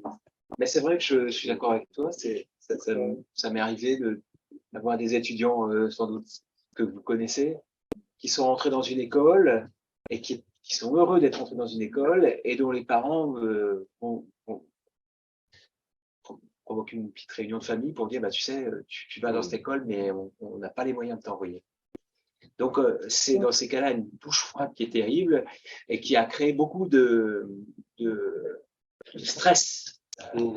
Et donc, dans ces cas-là, il faut pouvoir essayer d'amener un peu de rationalité, puis de se dire, bon, et c'est un peu aussi, comme disait hier Grégoire, hein, c'est sur une question d'un budget, d'un disque que vous voulez faire par le fait d'avoir des financements. C'est, bon, qu'est-ce que j'ai sur mon compte? Est-ce que je peux trouver un petit boulot? Est-ce que mes parents ils disent qu'ils peuvent pas m'aider, mais est-ce qu'ils peuvent pas juste déjà payer ma bouffe? Et puis après, je me débrouille et puis voir quelles sont les différentes aides. Et puis faire marcher le réseau aussi, c'est discuter ensemble, discuter avec nous, voir. Et puis, finalement, ça s'est résolu, puis elle a pu y aller, et puis elle a trouvé une coloc, et puis tout ça, c'est fait. Hein. Mais c'était les montagnes russes entre le fait d'être pris dans une école européenne, de sentir que d'un coup, on tombe très bas parce qu'on sent que les familles ne peuvent pas nous aider, et puis finalement, petit à petit, de reconstruire un budget mensuel, et de pouvoir jouer debout, puis finalement y arriver. C'est une étape où on se sent grandi. Mais ces questions-là, comme pour un disque et comme pour le financement de votre projet, quand vous avez, c'est des financements croisés, c'est un petit peu c'est un peu voir l'attente, parfois c'est aller se renseigner sur les aides, voir Muriel avec Fuse, c'est un endroit où tu connais beaucoup de dispositifs qui existent, donc toutes ces informations-là, c'est des informations qui se croisent et qui se partagent. Je crois que le plus facile, c'est un peu trivial, mais c'est peut-être d'aller voir avant. Justement, moi, je me posais la question de Bruxelles. Je suis allé à Bruxelles 4 jours. Je suis allé rencontrer les élèves qui sont là-dedans. Je suis allé voir l'offre musicale. Et quelques jours dans le pays, tu sais combien ça coûte à peu près de manger. C'est ça. Et puis, on va demander aux gens, bon, c'est comment pour choper un appart ici? Est-ce qu'on peut travailler? Là, je vois à Bruxelles, en fait, c'est beaucoup plus facile de travailler en tant qu'étudiant parce que les patrons ont beaucoup plus de réduction des cotisations salariales en tant qu'étudiant. Donc, si on est là-bas, travailler en tant que Français, c'est possible et encore. C'est dur, ça dépend si c'est francophone. Voilà, exactement. Il y a cette question-là, mais il y a le fait du statut étudiant ou pas. Et il y a plein de choses qu'on découvre. C'est quand même, ça reste le réseau européen. Donc, on peut aller quand même y passer quelques jours, essayer de voir qui on connaît, qui on connaît pas, et de prendre ce temps, même en amont. Je crois que c'est aussi une bonne solution pour prendre une décision, quoi. Ça intéresse Nicolas Juin, il y a des sorties d'école à Copenhague. Donc, je sais que je vais y aller. Et alors, justement, on a trouvé à plusieurs moments le moment de l'année où on faisait cette réunion. Et là, on le fait début janvier, parce que c'est vraiment une période clé. Et là, j'ai été sur les sites, donc notamment de l'EMU, et vous avez vu que le 21 janvier, il y a une journée d'information. Pareil, j'ai essayé de noter toutes celles que j'avais trouvées à Berne. C'est il y a 3 jours à partir du 24 février. Donc, vous avez tous les liens seront sur le site. Hein. Vous avez, alors, je ne sais pas si elles sont accessibles en ligne. Je n'ai pas réussi à voir ça. Sur Bruxelles ou sur Berne ou Lausanne. Alors, sur Lausanne, je crois que si. Voilà, donc j'imagine qu'ils ont mis des choses comme ça. Elles étaient en ligne. Voilà. Sinon, alors, effectivement, si c'est vraiment votre projet, si vous avez suffisamment de quoi, vous dites, bon, je fais un aller-retour et je vais sur place et je prends la température. À Bruxelles, c'est 1h30 de Paris, quoi. Voilà, c'est ça. Dommage de Vous s'en connaissez, il y a quand même des gens, on en parlera après, des anciens étudiants qui sont déjà un peu là-bas. C'est possible aussi de passer un coup de fil, essayer de trouver un pied d'adhère. J'en profite aussi pour dire que, vous savez, l'Orchestration de la Jeunes, direction Laurent Cuny, va répéter là en février. Là, il y a des gens qui sont de Lausanne, d'Allemagne, de Suisse, de Bruxelles. Voilà. C'est des gens aussi que vous avez envie de les rencontrer et de leur poser des questions. Ça va être le moment.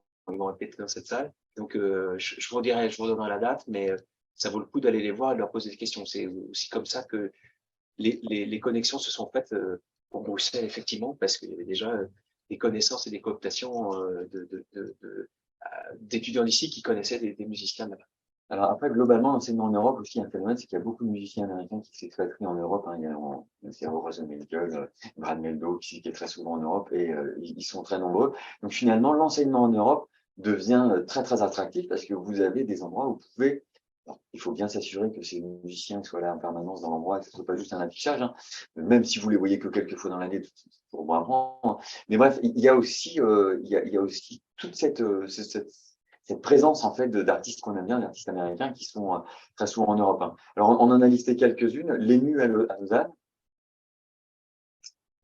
C'est Suzanne Labelle maintenant qui est là-bas. Non, Suzanne, elle est à Bâle. Elle est à Bâle. Qu'on n'a pas listé, Bâle aussi, qui est un des endroits vraiment aussi identifiés. Hein. Ouais. Berne. C'est marqué les écoles francophones. Berne, je suis pas sûr que ce soit francophone. Non, je ne pense pas, mais pas plus. Ouais. Pas comme Bâle. Si, parce que Bâle, moi j'ai discuté il n'y a pas longtemps avec un étudiant, il y a une partie des cours en français quand même, pas forcément la totalité. Suisse, donc ils parlent voilà. cours, quand même. Il y avait des infos particulières à vous montrer sur ces différents endroits ou... Lausanne a été un endroit qui a vous savez qu'Émile est enseignant à Lausanne et peut-être qu'il vous a parlé de ça. Donc, Lausanne, voilà typiquement un endroit qui n'est pas une capitale, dans un endroit, dans un pays qui n'est pas de l'Union européenne, mais qui a mis en place le système LMD. Donc eux, ils ont parfaitement compris, les Suisses, quel était l'intérêt pour eux et pour les étudiants suisses d'avoir ce système. Et en plus, ils sont sur des promotions d'étudiants, enfin, je sais pas, tout le département de jazz, c'est 70 étudiants, 80 étudiants. Donc, ils ont une possibilité d'accueil que n'a pas le PSPB. Ils ont un confort d'accueil. Ils ont un confort d'accueil, des salles avec des pianos, la possibilité d'enregistrer. Donc, c'est vrai que Lausanne, vous allez voir chez les stratégies des élèves, mais c'est un endroit qui est plébiscité et pour de bonnes raisons.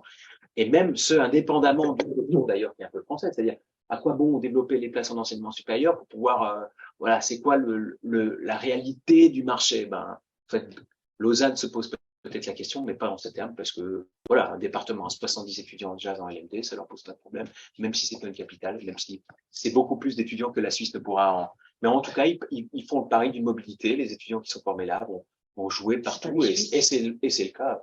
Ils sont très peu suisses. Dans ces écoles, il n'y a pas beaucoup de Suisses. Oui. Donc, ils font déjà le pari que, en fait, voilà, ils sont déjà sur des jeunes en mobilité et en fait, ça repart.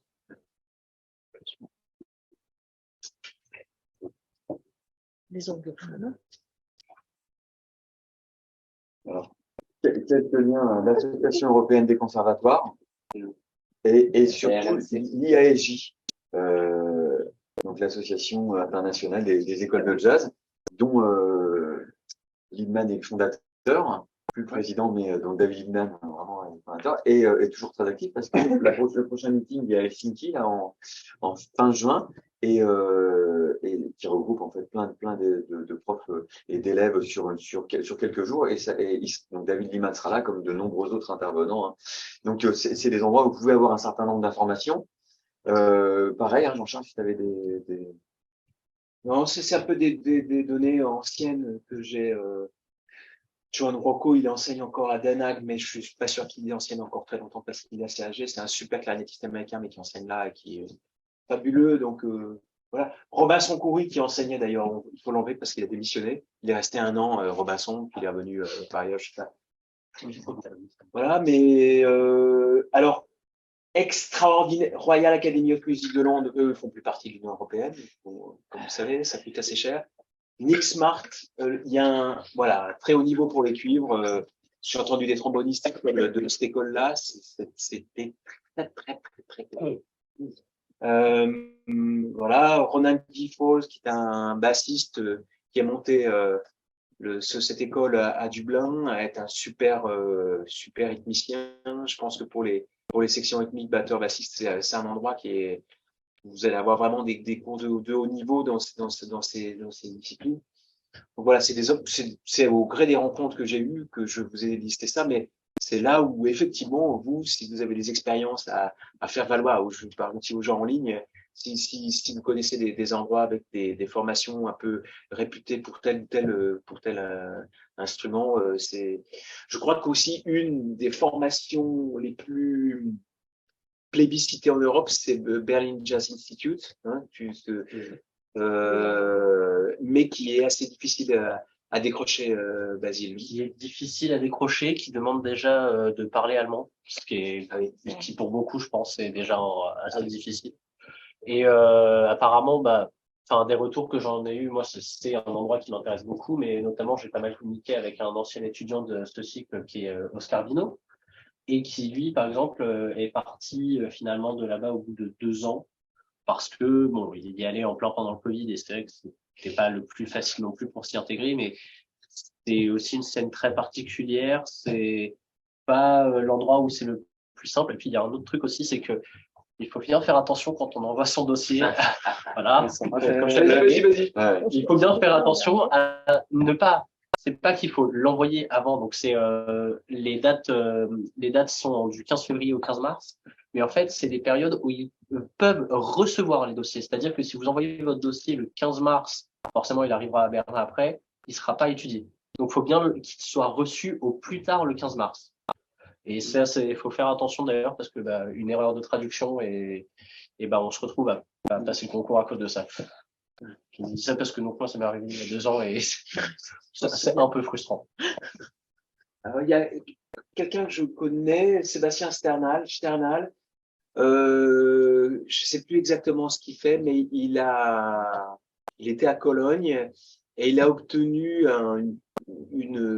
des aides très fortes de l'État allemand et de fondations pour faire une sorte d'équivalent d'ONG des jeunes. Donc, il a aussi que…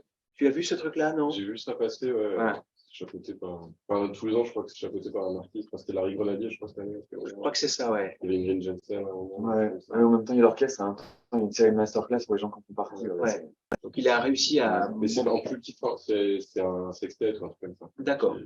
Donc, c'est le même sextet qui travaille sur l'ensemble d'une année. J'ai l'impression que c'est ça. Ouais. C'est super intéressant. Ouais. Voilà. Donc, c'est vrai que si par chance, de toute façon, d'une certaine manière, c'est très important dans ce moment d'échange, c'est très important qu'on garde la trace. Quand vous faites quelque chose plus tard, vous nous teniez au courant. Et de dire, voilà, moi, je suis passé par là. Bon, c'était bien pour ça, c'était peut-être un peu moins bien pour ça, mais c'est important qu'on ait ces retours-là, ce qui va permettre aussi d'informer les générations qui suivent. Après, la destination qui a longtemps été la destination, c'est les États-Unis. Alors maintenant, un petit peu moins parce que l'Europe a développé son offre, hein, et une offre, voilà, on est loin d'avoir fait le tour, hein, parce qu'il y a aussi l'Italie, il y a aussi un certain nombre de pays, il y a le Portugal, où il y a des choses, il y a vraiment énormément de choses. Donc le problème des États-Unis, hein, c'est exactement l'inverse de ce qu'on a dit. Hors Union européenne, des frais d'inscription qui sont vraiment très élevé, d'un système de santé qui est absolument pas le même que chez nous. Donc effectivement, comment financer ça? Alors pareil, hein, j'étais sur le étudiant.gouv.fr. Donc là, vous avez un certain nombre d'aides, hein, que j'ai relisté, hein, dans mon document. Vous pouvez trouver énormément de détails. Ça peut être valable pour l'Europe aussi, hein. Apparemment, les régions proposent des bourses. Donc ça, il faut se renseigner. Les fondations dont tu parlais, alors avec beaucoup de cas, chaque cas est particulier parce qu'une fondation va financer tel ou tel programme avec tel ou tel critère. Des fois, c'est des programmes, c'est plus sur critères sociaux, des fois, c'est des critères d'excellence, des fois, c'est des critères esthétiques sur tel type de musique. Là, il faut démarcher, hein. Mais il y a de l'argent quand même. Des organismes d'échange, sur le site, il liste un certain nombre d'organismes qui peuvent vous faire des échanges, enfin, des financés. Et ce qui est important pour les écoles américaines, qui sont, comme on dit, très onéreuses, c'est les bourses. Et pour vous donner un ordre d'idée, à Berkeley, c'est ce qu'ils annoncent sur leur site, hein. Ils annoncent que 40% des étudiants de Berkeley ont une bourse et ce qui est quand même assez important, et que la moyenne, ces bourses couvrent en moyenne 40% des frais d'inscription. Et des fautes. Et pour certains, tout. Et pour certains, tout. À Berkeley, vous avez la bourse présidentielle qui vous paye tout pendant 4 ans directement, le logement compris. Hein. 110%. Voilà. Ouais. Combien? 110. 70? 110%. 110%? Ouais. Un petit bonus. Un petit peu plus. Pas avec de l'argent. C'est pour les logements, la Oui, c'est ça. Ouais. Ouais. Donc, T'achètes une Ferrari. donc ça représente, là, bien sûr, là, ça représente énormément d'argent. 4 ans d'études à Berkeley, sans forcément aller jusque-là, vous avez un certain nombre de bourses. Le problème, c'est que quand vous avez une bourse de Berkeley partielle, il vous reste quand même énormément d'argent à sortir de votre poche. Hein, c'est-à-dire que vous avez tout le reste. Bien sûr, les frais sur place, mais pour y avoir été et pour y être allé il y a pas longtemps et avoir discuté avec des étudiants, il faut aussi, quand vous montez votre dossier, que sur votre compte en banque, vous ayez une certaine somme. Et ça, c'est pas de la blague, hein, je vous raconte juste ma vie. Hein. J'ai ma fille qui part à Hong Kong. Il faut qu'avant de partir, au moment du visa, vous ayez une certaine somme parce qu'ils veulent, pour eux, ils disent voilà, au moins il y aura de quoi. Les États-Unis, là-bas, moi, ce que j'ai entendu, hein, j'ai discuté beaucoup avec un étudiant qui était, c'est qu'il faut avoir à peu près l'équivalent de ce que ça va vous coûter de vivre là-bas. Donc sur son compte, en fait, à un moment, il faut faut provisionner une somme très importante. Avec d'autres contraintes, le fait que quand on est là-bas, on ne peut pas travailler, on ne peut pas avoir de job étudiant, sauf dans l'école elle-même. J'ai vu ça beaucoup j'ai vu à Evanston, qui est à côté de Chicago, une classe c'était super d'ailleurs, parce que je trouvais la classe d'un saxophoniste émérite qui s'appelait Fred Emke, qui avait 80 ans, il est décédé depuis. Et en fait, sa classe, c'était chez lui, quoi. Il y avait son petit tapis, sa petite machine à café, ses disques, ses méthodes, tout ça. On arrivait dans un endroit de musique et on était dans son salon. C'était magnifique. Et en fait, il avait 4 ou 5 étudiants qui étaient des grands, ils étaient en master ou doctorat. Et en fait, voilà, c'était ses assistants. Et donc, les plus jeunes, eh ben, il les coachait, faire un petit truc point sur les gammes et les machins, une chauffe collective, c'était lui qui s'en chargeait, etc. Et contre ça, ses assistants avaient une réduction drastique du coût de la scolarité. Et je trouvais que le système était super parce que il y avait du coup une dynamique qui était impulsée, pas seulement par un prof unique qui commençait à être un vieux, très respectable et très bon, mais qui n'avait pas l'énergie dès le début, et puis des jeunes gens qui du coup payaient leurs études en étant les mains dans le cambouis de la réalité pédagogique. Et c'est très marrant, là-bas, vous croisez des élèves dans un cours, puis après, vous les croisez à l'accueil, c'est eux qui font l'agent d'accueil, puis après, vous allez à la bibliothèque, c'est eux qui font la bibliothèque, enfin, ils se répartissent, et ils ont, en fait, comme ça, ils ne peuvent pas bosser à l'extérieur, du fait de l'impossibilité du visa, quoi, hein, c'est pas un visa de travail, donc les petits jobs, ils sont à l'intérieur de l'école. Et puis, on en a un petit peu parlé on en a parlé pour Bâle, hein, c'est très cher, il y a aussi, pas forcément partout, hein, mais il y a quand même un niveau de prestation qui est aussi très, très élevé. Hein. Ça fait une histoire, tout est accessible. Il y a énormément de choses qui sont accessibles. C'est aussi un environnement, voilà. Ça veut dire qu'on en a un petit peu pour son argent aussi. Je sais pas si on en a pour tout son argent, mais une partie, voilà, qui est importante. Alors, pareil, dans le financement, il y a aussi les prêts quand même. Les prêts étudiants. Les prêts étudiants. Donc, faut pas oublier, c'est aussi une possibilité quand même, malgré tout. Mais ça veut dire, voilà. Pas très confortable, mais quand même. Et ben, pour commencer par Berkeley, hein, parce qu'on en parlait, c'est vraiment c'est énorme, hein, c'est plusieurs milliers d'élèves, hein, et dans lequel le jazz est quand même une petite partie. Hein. C'est-à-dire qu'il y a là-bas, ils le disent très clairement, c'est pas une école de jazz, c'est une école de musique, en fait, on dirait ici une école de musique actuelle. C'est-à-dire que pendant des décennies, c'est-à-dire surtout 60, 70, 80, il y a un moment où le jazz était vraiment dominant. Et puis maintenant, il y a d'autres styles de musique qui sont beaucoup plus sur la production. L'essentiel des investissements qu'ils ont fait, c'est des énormes studios, c'est un environnement pour la production musicale qui est incroyable. Il y a toujours d'excellents profs de jazz, notamment dans toute la partie composition et arrangement, où là, il y a encore une forte présence des musiciens de jazz. Et alors, ils ont un programme, donc Berkeley, c'est énorme, le jazz, c'est une partie de l'enseignement à Berkeley, et il y a une sorte de petite d'entité à l'intérieur de Berkeley, qui est en fait drivé par Danilo Pérez, Et là, c'est une sorte de formule d'excellence. Petite promotion, j'en ai rencontré quelques-uns. Les élèves jouent vraiment extrêmement bien, ils sont dans un environnement musical de très haut niveau. Donc ça concerne une partie des élèves, hein. Si vous avez votre inscription là-bas, vous ne rentrez pas directement. D'ailleurs, c'est plutôt au niveau du master qu'au niveau de la licence, du bachelor. Donc vous avez à l'intérieur de ce genre d'école qui a vraiment une école très importante, plein d'esthétique. Le jazz en est une parmi d'autres, et vous avez le Global Jazz Institute là qui est la genre de Alors c'est vrai que, encore une fois, toujours dans cette idée de work in progress, Danilo Pérez est panaméen, et je sais qu'au Panama, il met en place, voilà, comme artiste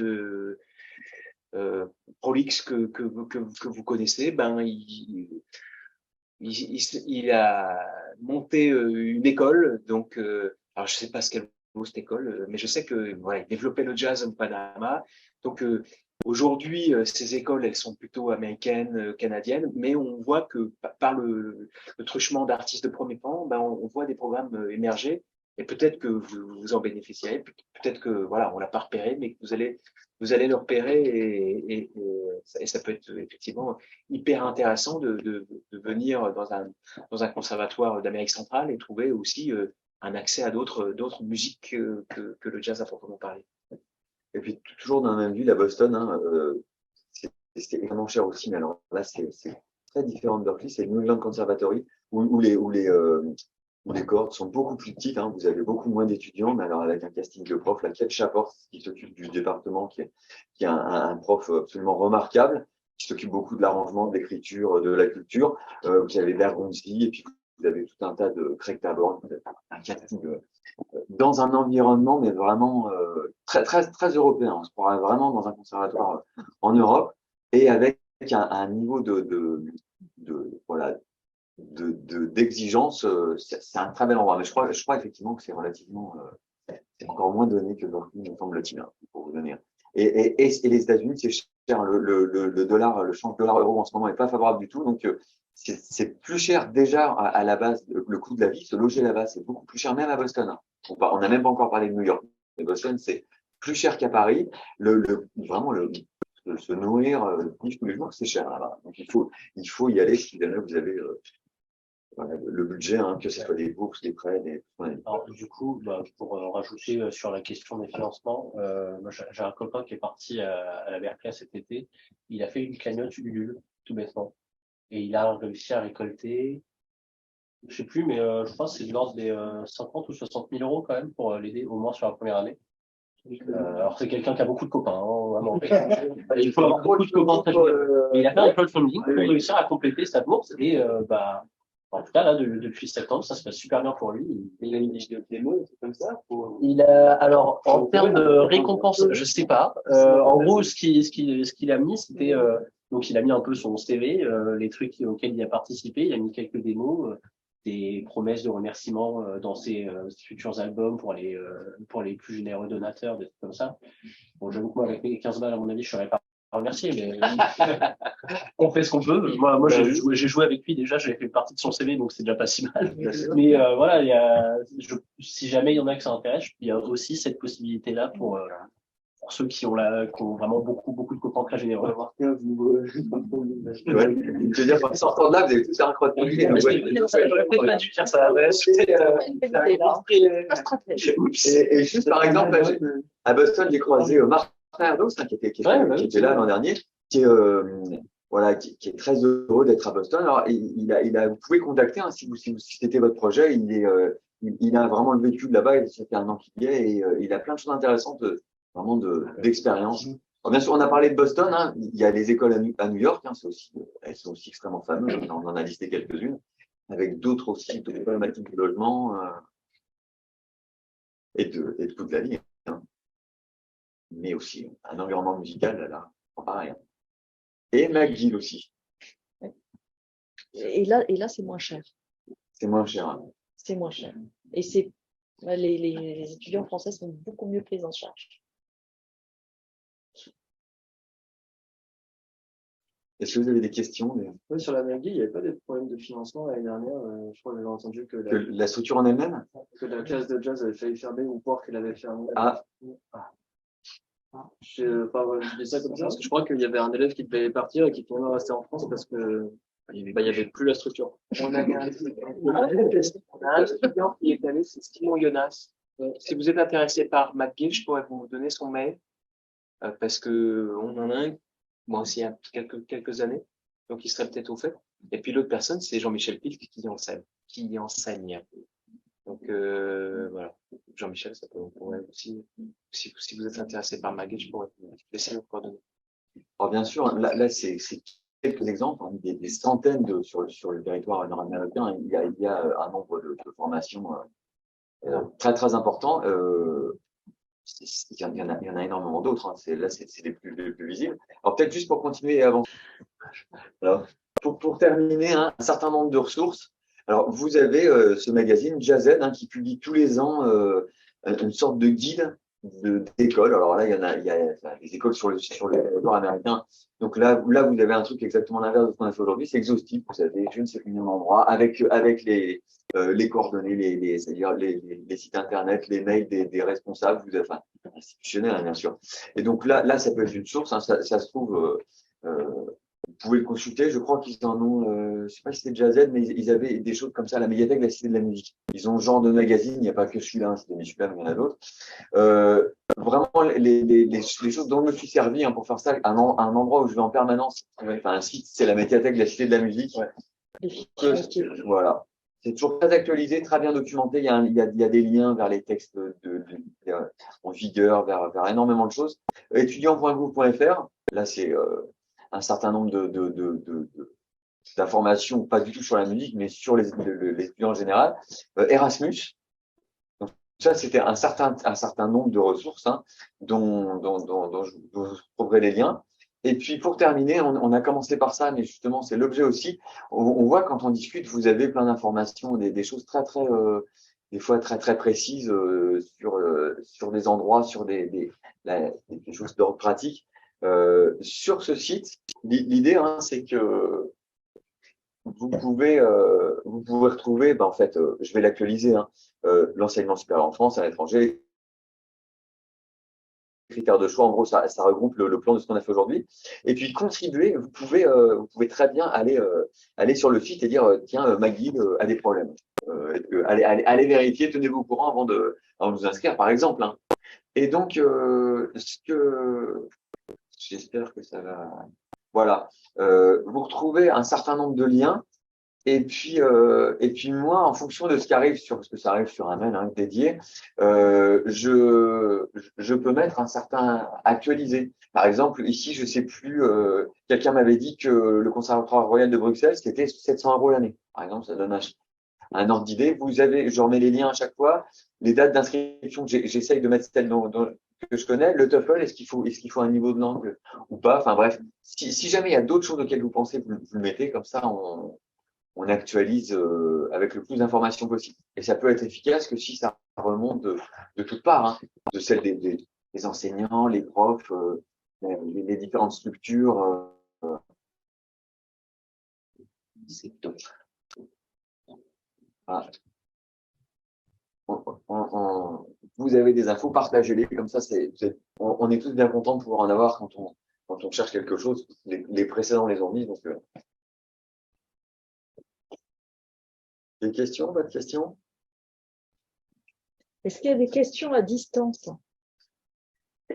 Sinon, je précise, j'ai eu la question, moi, par écrit, que le replay sera mis en ligne quand il aura été monté, parce qu'on va couper un peu le début quand même, notamment, et il sera mis en ligne sur le site de FUSE. Et puis après, moi, je passe le lien aussi à Stéphane, qui le diffuse à la DEJ. Donc, vous le retrouvez de toute façon avec le lien vers le site. Et puis, éventuellement, on pourra mettre aussi le diaporama. Ouais. En fait, le site, hein, je reprends le diaporama. Donc, tout ce que j'ai mis dans le diaporama, je le remettrai dans le site. Il a la même structure.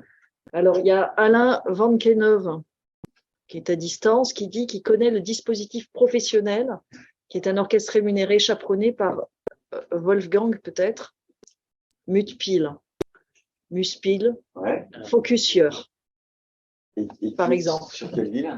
Et qui est sur quelle ville? Alain peut répondre. Mais Alain, vous voulez prendre la parole directement? Ce sera plus simple, hein, peut-être. Je vais lui mettre la parole. Oui, Ah, voilà. oui, vous m'entendez? Oui, Alors, très bien. il me manque l'info, mais Charles et Rose a fait ça pendant 1 an. Ça, c'est bien quand on est étudiant de savoir que ça peut exister. Moi, j'avais fait un autre truc avec Albert Mangersdorff, par exemple, les rencontres franco. Et la question qu'on se posait, c'était dans quelle ville Oui, c'était? oui, mais j'y arrive. Ou dans quel pays? J'y arrive, j'essaye de trouver l'info. Je crois que c'est en Allemagne, ou en Suisse. Je crois que c'est en Suisse plutôt, en Suisse. Mais je pourrais vous donner des infos de ça. Parce que c'est un orchestre pendant 1 an, c'est un recrutement international de grands élèves et de pré-professionnels qui sont payés, très bien payés. Ah, voilà. C'est Basel. Basel, voilà. Et Wolfgang a déclenché ça et a trouvé, enfin, je ne sais pas comment il s'est débrouillé, il y a un financement. C'est du mécénat. Il a monté ça grâce à du mécénat. D'accord. Et ces orchestres, moi je l'avais pris dans une programmation, ces orchestres tournent après, sont rémunérés et ils tournent, ils peuvent tourner partout. Et c'est des répertoires originaux écrits par les élèves, enfin, avec des masterclass. Enfin, il y a un site. Ça peut donner. Ouais, c'est Focusière Basel. Focusière. Et voilà. Et tous les ans, il y a de nouveaux étudiants. Enfin, c'est plus que des étudiants. Hein, c'est des pré-professionnels, on va dire des.